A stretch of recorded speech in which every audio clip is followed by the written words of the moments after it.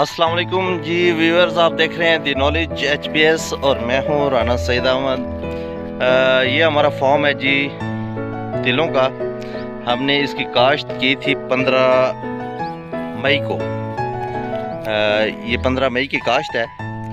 अच्छा, मज़े की बात ये है कि तिल के अंदर जब भी आप पानी लगाएं तो शाम के वक्त लगाना चाहिए, क्योंकि अगर हम इसका पानी दिन में लगाएंगे, फर्स्ट टाइम लगाएंगे या दिन के वक्त लगाएंगे, तो जब पानी तिल के अंदर जाता है, इस ज़मीन में जाता है, तो ज़मीन अपनी गर्माइश निकालती है, जिसकी वजह से बहुत बड़ा मसला ये होता है कि आपकी फसल जो है ना वो सूखना शुरू हो जाती है और आपकी जो मेहनत है वो ज़ाया हो जाती है। तो काफ़ी दोस्त इस चीज़ का एहतियात नहीं करते, तो इन चीज़ों में एहतियात, ख़ास तौर पर तिल की फसल में एहतियात बहुत ज़रूरी है। और दूसरी बात यह कि इसको फर्टिलाइज़र तब दें जब आप 100% ये फल उठाना शुरू कर दें। उससे पहले अगर आप इसको फर्टिलाइज़र देंगे, खाद वगैरह देंगे, तो ये सूखना शुरू हो जाएगा।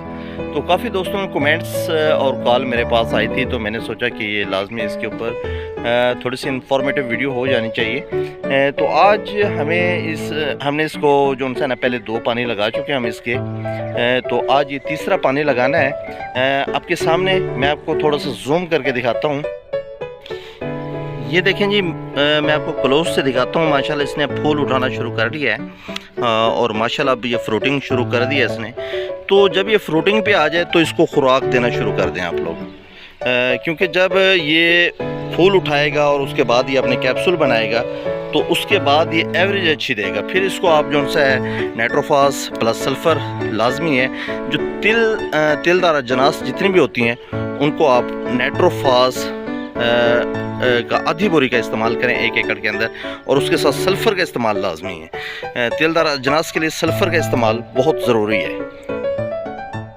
ये जी पीटर की सेटिंग हो रही है, ये दोस्त कर रहे हैं इसको पीटर सेट करके। अब रात को जो है ना हमने पानी लगाना है तिलों को ख़ास तौर पे, क्योंकि मैं आपको पहले बता चुका हूँ अल्हम्दुलिल्लाह सोलर भी है हमारे पास, लेकिन सोलर का पानी हम इसको नहीं लगा सकते क्योंकि इनका सूखने का खदशा बहुत ज़्यादा बढ़ जाता है। और उसके अंदर ये है कि अभी रिसेंटली तकरीबन कल की बात है, मेरे एक दोस्त ने यहाँ पे 2 एकड़ काश्त की होते, तो उन्होंने दिन में पानी लगाया है, तो आज उनकी फसल काफ़ी हद तक मुरझाई हुई थी। काफ़ी हद तक जो है ना तिल खुश दिखाई नहीं दे रहे थे।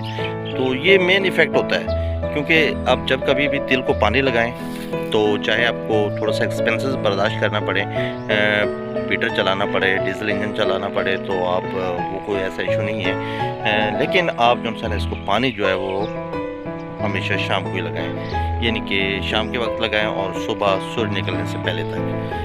अगर आपको हमारी ये इंफॉर्मेटिव वीडियो आपको अच्छी लगे तो आप इसको लाइक और शेयर लाजमी कीजिए।